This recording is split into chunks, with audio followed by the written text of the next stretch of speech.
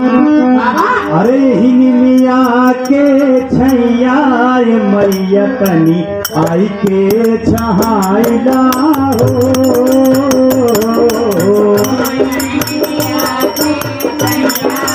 ये बात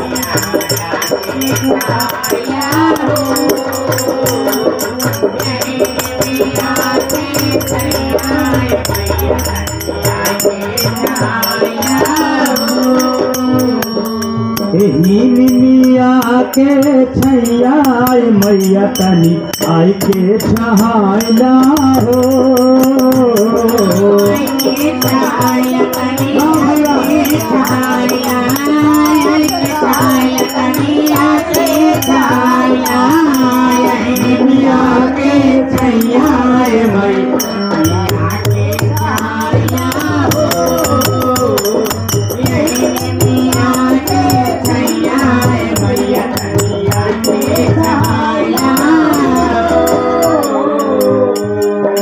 कहूँ कर जोरी विनय करू माता, कहूँ कर जोरी विनय करू माता, कहूँ कर जोरी विनय करू माता। पढ़ू मैं तुम्हारी पैया मैया तनी आई के छहाइला हो। पढ़ू मैं तुम्हारी पैया मैया तनी आवे मैया हो। पढ़ू मैं तुम्हारी पैया मैया तनी आके छहाया हो। चंपा चमेली फूल फूल गेंदावा, चंपा चमेली फूल फूल गेंदावा, चंपा चमेली फूल फूल गेंदावा। अड़हुल की अड़हुल की कोमल बकलिया मैया तनी आई के छहाइला हो। अड़हुल के कोमल बकलिया आके छहाया हो। आके छहाया आके छहाया आके छहाया आके छहाया। अड़हुल के कोमल बकलिया मैया तनी आई के अड़हुल के कोमल बकलिया मैया तनी आके छहाया हो। उम्बालिन कहत बा कि ए माई बड़ी गर्मी बा माई आवा छहाइला तनी कोई बात बोलला। अरे बाबा अब कुछ सेवा सत्कार तो हाथ कह गई माता।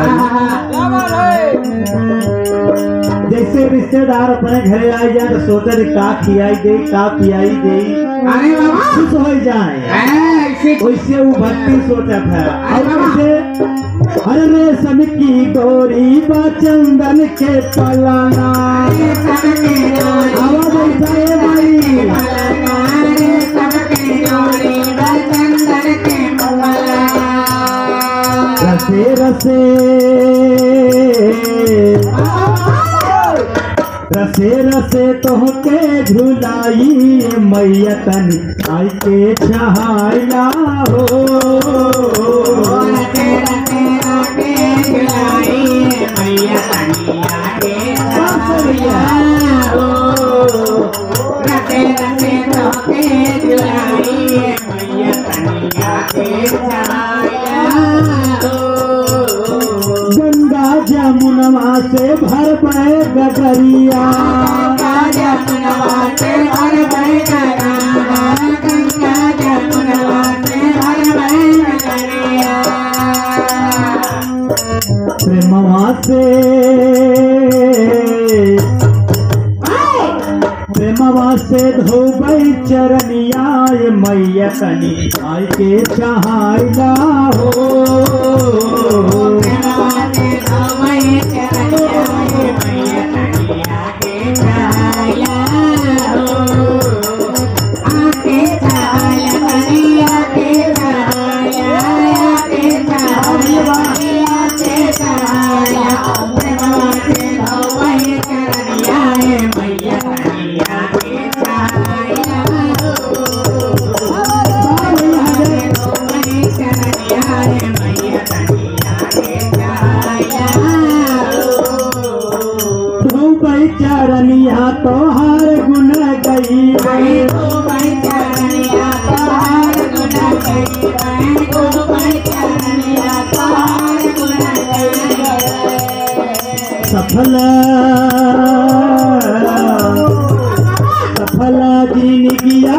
बनौबई मैया तनी आई के सहायला हो सकल जिंदगिया बनौबई मैया तनी सहायला हो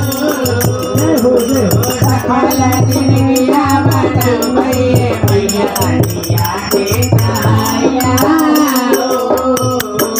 कपिलाल चंद्र भजन लिखी लिखी के कपिलाल चंद्र भजन गीत लिखे कपिलाल चंद्र भजन गीत लिखे हमरा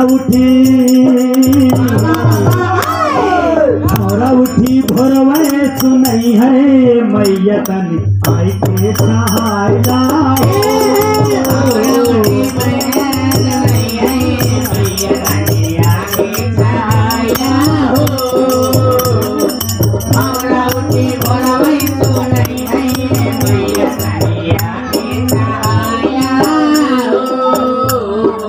मिया के तरवाए मैया तनी आई के सहायला